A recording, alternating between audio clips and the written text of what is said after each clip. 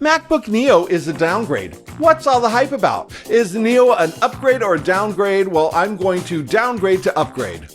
Apple just released a shitstorm of products, and we are all stuck in this Apple hangover of major hardware decision making. I've ordered one of these new exciting products, and maybe you have too. So let's dive into the classic tech dilemma of when it comes to these new exciting products. Should you upgrade? Should you not upgrade? If you've been living under a rock, Apple just completely shook up the budget laptop market with the official release of the MacBook Neo, a powerhouse focused on portability and value starting at just $599 or $499 for students.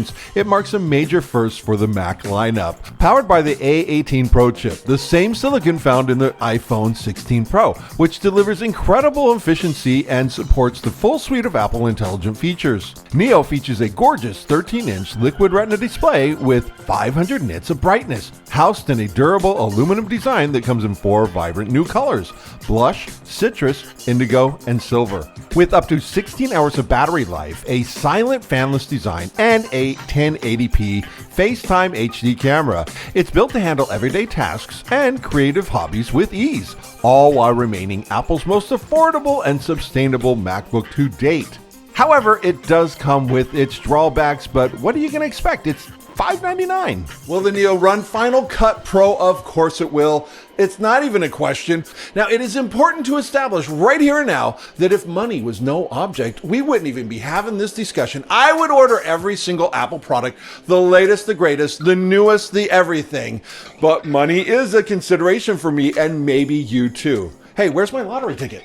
I'm currently rocking the M4 MacBook Air, and honestly, it's a beast. It's all I need, but the itch for an upgrade is real, and Apple just dropped a nuclear bombshell of mixed emotion piece of tech. It's the new MacBook Neo. So I did a thing, I hit the order button, and I got the base model Neo.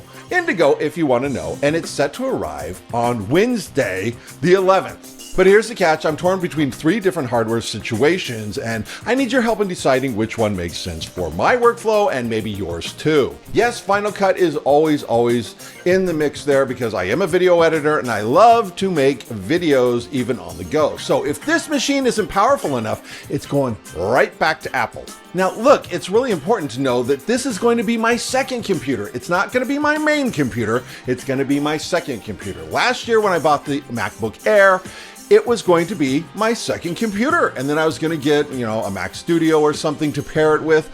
But guess what? The M4 MacBook Air was so great, I just decided to keep it docked to my desk the whole time. And it's kind of frustrating because I don't usually unplug it, and I've got all of these, hard drives hooked up to it, so it's kind of hard to disconnect. So I really want 2 dedicated machines. So this will be an upgrade, even though it's a downgrade. Now here's the problem, power versus versatility.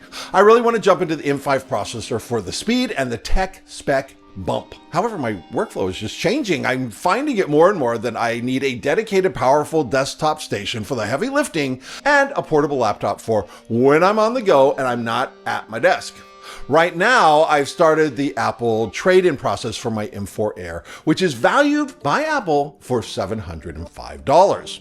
Now listen, you know this as well as I do. If I wait to trade in my MacBook Air M4, it's going to just decrease in value, especially after the release date of a new product. It just goes pfft. So I have to act fast if I want to get everything out of this laptop. So even though I've initiated the trade-in for my M4 MacBook Air, nothing is set in stone. I can stop it at any time. Apparently, even though they're sending me the recycle box, I can just not put it in the box and just not use it. So you can cancel that trade-in at any time. That's important to know because I might just keep that MacBook Air M4. It's fine. It works great. Hey, this is Rick. Welcome to VidTech. Well, we've got a dilemma here. Do we stay where we are? Do we upgrade? Do we downgrade to upgrade to 2 computers? Oh my gosh. I mean, it's a lot going on in my mind. Option 1, if it ain't broke, don't mess it up, bro. The first option is really just the simplest. I keep my M4 MacBook Air. The Pro is it's paid for, it's fast, I know exactly what it can do, and it's enough. And I can wait to add the M5 Mac Mini or even the M5 Mac Studio when they're released later this year, and I know they're going to be released later this year. The con is I don't get that M5 boost right away. I'm stuck swapping cables every time I want to disconnect my MacBook Air with hard drives and the monitor, and I can't use my laptop as a laptop. And I've been frustrated with this one computer setup for about 5 years now. It's just time to get my 2 computers back. Option 2 is the M5 PowerPlay. I trade in my old M4 Air for the new M5 MacBook Air. The pro to this is for only $300 after my trade-in, I get the latest and greatest silicon. Best thermals, faster rendering, and that new tech smell. The con is I'm still a one computer guy. If I'm rendering a long video or simply forget to disconnect, then I don't get to use my new laptop as a laptop unless I'm more disciplined at disconnecting, and I'm not disciplined at disconnecting. It just sits on my desk and it's a laptop. Option 3, the ultimate duo, the Neo and the Mini. The wild card is I trade in my M4 Air for the MacBook Neo, and hopefully it can fulfill all my portability needs. The pro, I finally get that dual setup. I can leave the Mac Mini plugged into my desktop, running Final Cut, doing renders, not disconnecting the hard drive from the monitor, and it just stays on my desk. And then the Neo is my dedicated portable machine, the dream team I've always wanted. The con is the Neo is a downgrade. But for some people, it's an upgrade. The base model Neo, is it even fast enough? Right now, I'm really used to that M4 MacBook Air. Is it gonna live up to that?